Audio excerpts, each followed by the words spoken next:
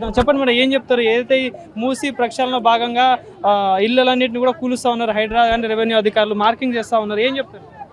ఏం లేదండి, రేవంత్ రెడ్డి గారికి ఒక విన్నపం ఏంటంటే మా కాలనీలో ఇప్పటివరకు మార్కింగ్ అలాంటిది ఏం చేయలేదు. కాకపోతే లాస్ట్ గవర్నమెంట్ ఉన్నప్పుడు 30 meters వరకు అని చెప్పారు.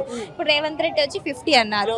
మళ్ళీ నెక్స్ట్ 70 100 అంటే మాది ఇప్పుడు బఫర్లో లేదు. కానీ మాకు అది ఉంది భయం, నెక్స్ట్ ఏం పెంచుతారో అనే భయం ఉంది కదండి. అందుకే మేము మా కాలనీ సపోర్ట్ కోసం వచ్చాము. మా కాలనీలో 50 meters వరకు better, half of the colony వెళ్ళిపోతుంది. మా పిల్లలు, మా ఫ్రెండ్స్, మేము మిస్ అవుతున్నాం కదండి. ఒక ఫ్యామిలీ లాగా ఉన్నాం మేము, కాలనీ అనుకుంటే ఫ్యామిలీ మెంబర్స్ లాగా ఉన్నాము. మరి ఇప్పుడు వాళ్ళందరూ వెళ్ళిపోతుంటే మాకు బాధగా ఉండదా అండి? అందుకే మిడిల్ క్లాస్ వాళ్ళు ఉంటారు. అందరం మిడిల్ క్లాస్ వాళ్ళమే అండి. ఇక్కడ అందరు మిడిల్ క్లాస్ వాళ్ళే, అందరూ లోన్ తీసుకొని ఇల్లు కట్టుకున్న వాళ్ళే ఉన్నారు.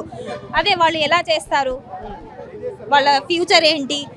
మళ్ళీ వాళ్ళు పడిపోయినట్టే కదండి. మళ్ళీ స్టార్టింగ్ నుంచి వాళ్ళు ఇది చేసుకోవాలంటే కష్టం కదండి. వాళ్ళ ఫ్యూచర్ ఏంటి, పిల్లలది ఎడ్యుకేషన్ ఇలా మధ్యలో వదిలేసి వాళ్ళకి అకాడమిక్ ఇయర్ లాస్ అవ్వదా? అవన్నీ కొంచెం ఆలోచించాలి కాబట్టి అతనికి ఏమంటారు, ఇది మూసి బ్యూటిఫికేషన్ అనేది కాకుండా తనకి అంత డబ్బులు గవర్నమెంట్ నుంచి వెళ్ళి ఉన్నాయి అంటే ఫ్రీ ఎడ్యుకేషన్, ఇంకా హాస్పిటాలిటీ ఇవ్వండి. చాలా మంది చూడండి, ఇప్పుడు ఎంతమంది నిరుద్యోగులు ఉన్నారు, ఇప్పుడు పోస్ట్ను ఫిల్ చేస్తున్నారు. అన్ని బ్యాక్లాగ్ చేయకుండా చేయండి. నేను కూడా ఒక నిరుద్యోగిగా నేను బాధపడుతున్నానండి.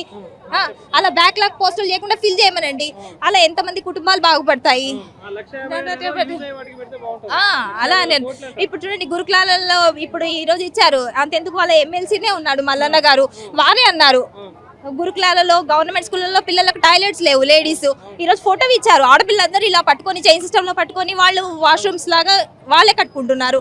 అంత ఇదిగా ఉన్నాయి మన స్కూల్స్. గవర్నమెంట్ చేయాల్సిన పనులు చాలా ఉన్నాయి, కానీ ఇది చేయడం చాలా ఉన్నాయండి. ఫ్రీ ఎడ్యుకేషన్ ఇవ్వండి, గవర్నమెంట్ స్కూల్స్ ని డెవలప్ చేయండి, కార్పొరేట్ స్కూల్స్ ని అనసండి.